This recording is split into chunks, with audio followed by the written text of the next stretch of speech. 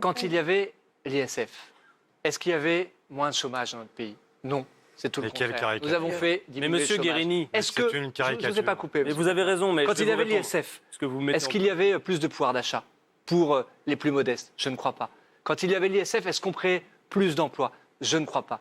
Notre politique, le choix que nous avons fait, c'est de faire en sorte que les ménages les plus aisés puissent effectivement investir dans les entreprises de ce pays. Parce que je crois que pour créer des emplois, pour vaincre le sujet de la pauvreté, ce n'est pas les uns contre les autres, c'est les uns avec les autres. Et depuis que nous sommes en responsabilité, nous avons créé plus d'emplois que nous avons créé dans les 10 dernières années. Vous savez, cette année, on a recréé Allez, pas tous en même temps.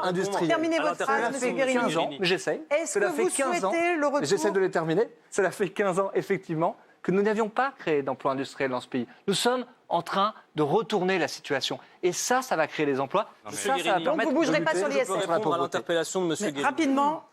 Je réponds à votre interpellation.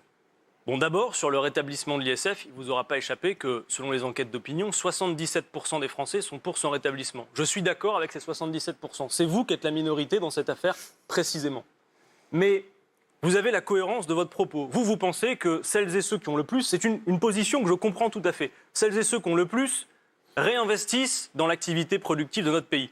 Je pense que vous vous trompez, monsieur Guérini. Le capitalisme de notre époque n'est pas celui que vous rêvez, malheureusement. La vérité, c'est qu'aujourd'hui, la répartition des bénéfices dans notre pays, vous allez voir que c'est un tableau très simple, et je m'arrêterai là, qui fait que la machine ne peut pas être relancée.